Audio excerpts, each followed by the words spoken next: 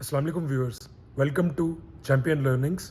मैं हूं उस्मान शहजाद और आज हम बात करेंगे ऑब्जर्वेशन के बारे में। अब ऑब्जर्वेशन बेसिकली होती है कि किसी भी चीज़ को बहुत ही बारीकी से देखना या मॉनिटर करना। अब इसकी एग्जांपल में आप कह सकते हैं जैसे न्यूटन ने देखा था एप्पल को ट्री से गिरते हुए, तो वो ऑब्जर्वेशन थी न्यूटन की। अब ऑब्जर्वेशन भी बेसिकली जो होती है ना, वो दो टाइप्स की होती है। एक होती है अंदर की ऑब्जर्वेशन और एक होती है बाहर की दुनिया की ऑब्जर्वेशन। अब अंदर की ऑब्जर्वेशन क्या होती है? अपने माइंड को देखना, अपने थॉट्स को देखना, अब अंदर समझना कि अंदर क्या खेल चल रहा है। तो ये होती है इनर ऑब्जर्वेशन। और बाहर की ऑब्जर्वेशन होती है कि आप दुनिया में कोई फिनोमिना को ऑब्जर्व कर रहे हैं, तो वो फिर बाहर की ऑब्जर्वेशन हो गई। एक वैसे ये मेरी अपनी ज़िंदगी का एक्सपीरियंस है कि अगर आप अंदर ऑब्जर्व कर सकते हो ना अपने थॉट्स को, अपनी फीलिंग्स को, हर चीज़ को, माइंड को, तो आप बाहर की ऑब्जर्वेशन को भी इम्प्रूव कर सकते हो। जैसे आपको अगर समझ आने लग जाए कि अंदर एक आपके थॉट आया माइंड में, ये थॉट क्यों आया, ये फीलिंग क्यों ट्रिगर हुई, अगर आप ये समझ जाते हो तो आप बाहर के फिनोमेनास को भी बड़ी बारीकी से ऑब्जर्व कर सकते हो।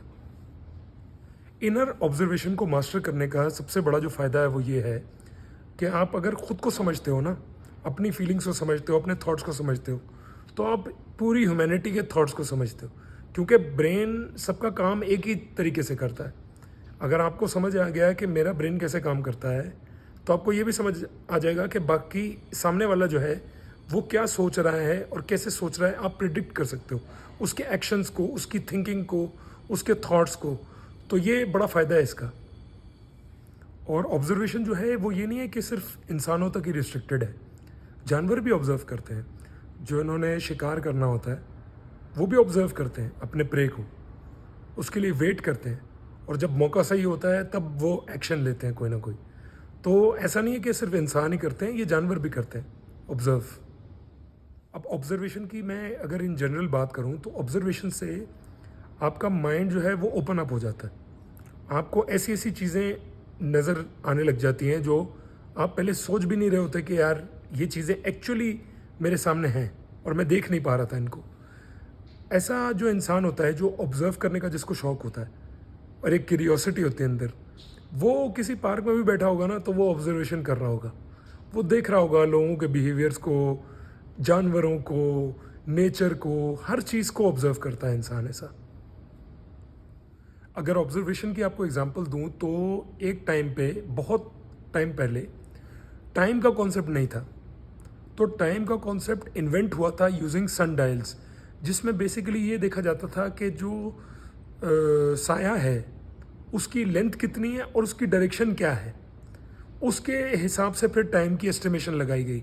और बाद में, बहुत बाद में जाके फिर क्लॉक्स वगैरह इन्वेंट हुई हैं और फिर एटॉमिक क्लॉक, जो भी बाकी चीज़ें बनी। तो ये ऑब्जर्वेशन से ही पॉसिबल हो सका था। जितनी भी कमाल इन्वेंशंस हुई हैं दुनिया के अंदर, ये साइंटिस्ट ने कैसे की?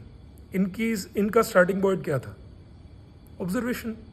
ऑब्जर्व किया किसी न किसी साइंटिस्ट ने कि यार ये प्रॉब्लम है, इसको कोई सॉल्व नहीं कर रहा, तो मैं कोशिश कर लेता हूँ इसको सॉल्व करने की। अब ऐसा भी नहीं है कि उनको पता था कि हम इस प्रॉब्लम को सॉल्व करने में कामयाब हो जाएंगे, लेकिन उन्होंने कोशिश की और वो सॉल्व कर गए। लेकिन उसका बेसिस ऑब्जर्वेशन ही था।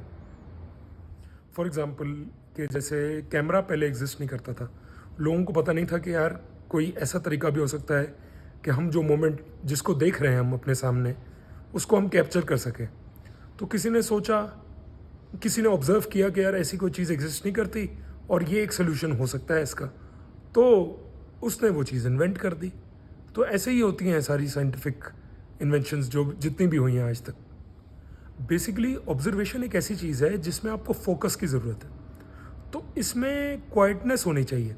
अब चाहे आप माइंड को ऑब्जर्व कर रहे हो तो भी आपको at the level of mind quite होना है, और अगर आप आउटर वर्ल्ड में ऑब्जर्व कर रहे हो किसी चीज़ को, तो वहाँ पे भी क्वाइटनेस होनी चाहिए। क्योंकि अगर कोई नॉइज़ कंटिन्यूसली आपके कानों में आती जाएगी तो वो आपको डिस्ट्रैक्ट करती रहेगी हर वक्त। तो ये फर्स्ट स्टेप है ऑब्जर्व करने का कि क्वाइटनेस होनी चाहिए इन्वायरमेंट में। और वैसे भी मेरे ख्याल में जो लोग ज़्यादा चुप रहते हैं ना, जो मतलब कोशिश करते हैं कम बोलने की, वो ज़्यादा सीखते हैं, वो ज़्यादा ऑब्जर्व कर पाते हैं चीज़ों को। तो आपको वैसे भी अगर आप कम बोलते हो तो आप ज़्यादा सीख पाओगे दूसरे लोगों से। बेसिकली जब ऑब्जर्व करते हैं ना किसी चीज़ को, तो आपके नए थिंकिंग पैटर्न्स बनते हैं। अब इसकी अगर आपको मैं एग्जांपल दूं तो ये काफ़ी टाइम पहले की बात है कि मैं ऑब्जर्व कर रहा था कुछ बच्चों को। तो बच्चों का क्या है, वो ऐसे प्योरेस्ट बीइंग्स होते हैं कि उनका दिल बिल्कुल साफ़ होता है, कुछ भी कर देते हैं, कुछ भी कह देते हैं, मतलब बिल्कुल साफ़ होता है उनका माइंड और हार्ट। तो मैंने कभी भी ऐसे नहीं सोचा था कभी, लेकिन उस टाइम पे मैंने सोचा। अब ये जो विजडम भी होता है, ये भी ऑब्जर्वेशन से आता है, जिसको हम उर्दू में दानाई भी कहते हैं। ये भी आपको ऑब्जर्व करके आती है।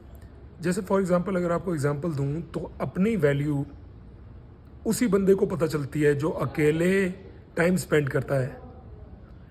नहीं तो बंदा समझ रहा होता है अपने आप को बहुत ही छोटा कि यार दुनिया में जो लोग हैं वो तो बहुत ही आगे हैं मेरे से और मेरी कोई वैल्यू नहीं है। आपको पता चलता है कि आपकी वैल्यू इतनी है कि आप सोच भी नहीं सकते।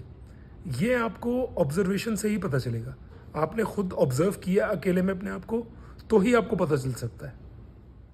अब ऑब्जर्वेशन कोई ऐसी चीज़ नहीं है जिसको आप 1 या 2 दिन में, महीने में मास्टर कर लोगे। ये लाइफ लॉन्ग प्रैक्टिस है। इवन साइंटिस्ट जो हैं उन्होंने भी पूरी ज़िंदगी मेहनत करके इस चीज़ को मास्टर किया है। तो आपको भी काफ़ी टाइम लग सकता है, काफ़ी साल लगते हैं मास्टर करने के लिए।